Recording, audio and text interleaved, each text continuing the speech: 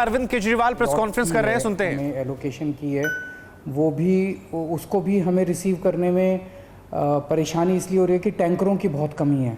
चारों तरफ टैंकरों की कमी है। ऑक्सीजन तो फिर भी इधर उधर मिल जाती है, लेकिन टैंकरों की बहुत कमी है। तो दिल्ली सरकार ने बैंकॉक से 18 टैंकर इंपोर्ट करने का निर्णय लिया है। ये टैंकर कल से आने चालू हो जाएंगे और केंद्र सरकार से हमने इसके लिए एयरफोर्स के प्लेन्स देने के लिए रिक्वेस्ट किया।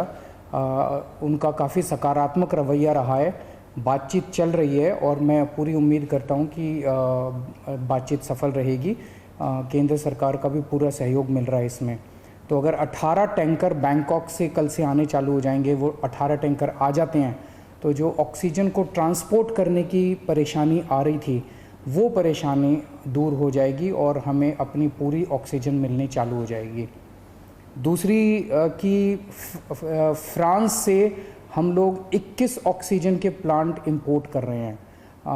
रेडी टू यूज़ प्लांट्स हैं ये और तुरंत इनका इस्तेमाल शुरू किया जा सकता है।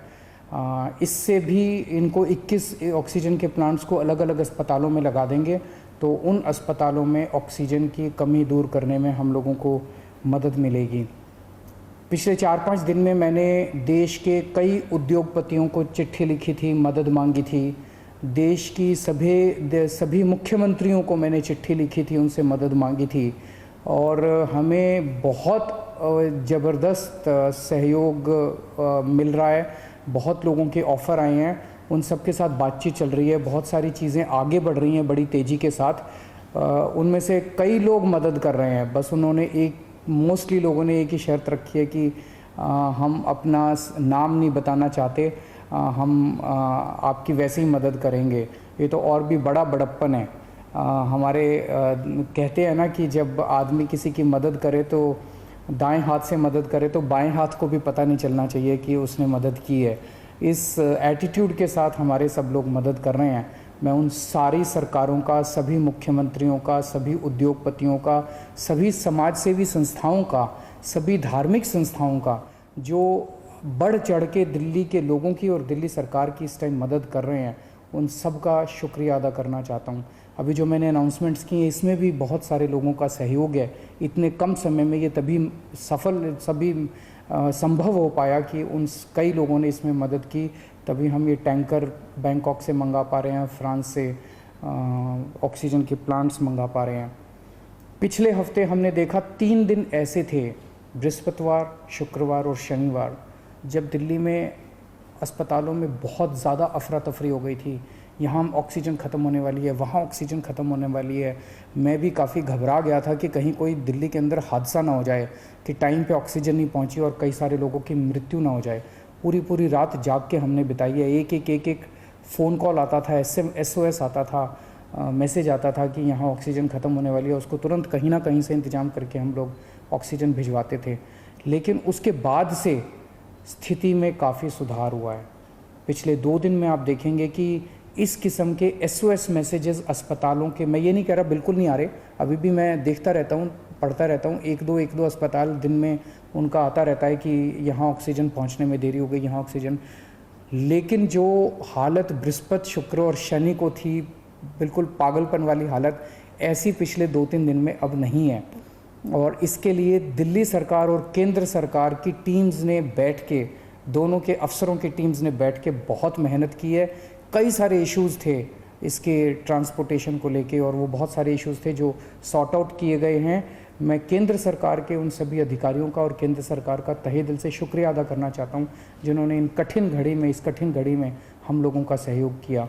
और आज सुबह केंद्र सरकार ने केंद्र सरकार भी इंपोर्ट कर रही है कई सारे टैंकर्स दिल्ली के लिए। 5 अलग से टैंकर केंद्र सरकार ने हमें दिए हैं, उसके लिए भी मैं केंद्र सरकार का शुक्रिया अदा करना चाहता हूँ।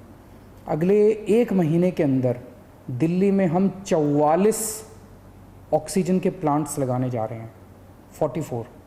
इसमें 8 प्लांट्स केंद्र सरकार लगा रही है, वो कुछ बीच में डिले हो गया था, जो भी कारण रहे, लेकिन अब उम्मीद है कि 30 अप्रैल तक ये शायद 8 प्लांट्स लग के तैयार हो जाएंगे और 36 प्लांट्स ऑक्सीजन के दिल्ली सरकार लगा रही है, जिसमें से मैंने बताया जैसे आपको 21 प्लांट्स फ्रांस से आ रहे हैं और बाकी 15 प्लांट्स हमारे देश के हैं। तो 36 ऑक्सीजन के प्लांट्स अगले 1 महीने के अंदर दिल्ली सरकार लगा रही है। इन 44 प्लांट्स को अलग अलग अस्पतालों में जब लगाया जाएगा तो उससे ऑक्सीजन की सप्लाई काफ़ी इम्प्रूव होगी।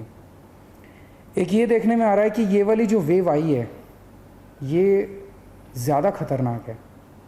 एक तो फैल ज़्यादा रही है, बहुत तेज़ी से फैल रही है, और जो लोग बीमार हो रहे हैं वो ज़्यादा सीरियस होते जा रहे हैं।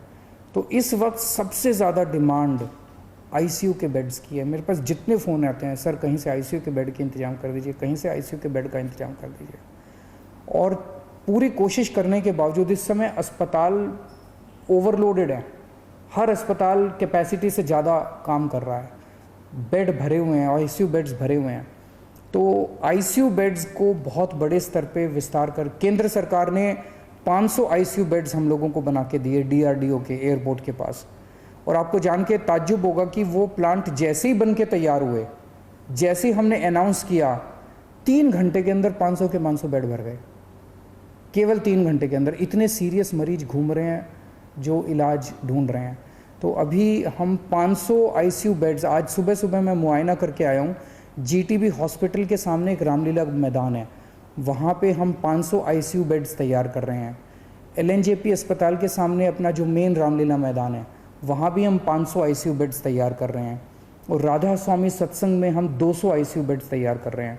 तो ये 1200 आईसीयू बेड्स गंभीर मरीजों की देखभाल के लिए, ये 1200 आईसीयू बेड्स 10 मई तक बन के तैयार हो जाएंगे। इससे मुझे लगता है कि लोगों को भी बहुत राहत मिलेगी और पूरे सिस्टम को बहुत राहत मिलेगी जो अभी पूरी तरह से स्ट्रेच हो गया है।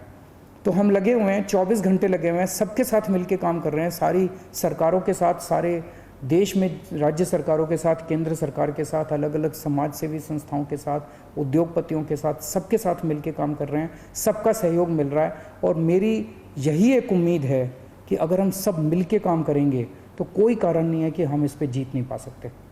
नमस्कार। परवाह देश की, सोमवार से शुक्रवार रात 10 बजे TV9 भारतवर्ष पर।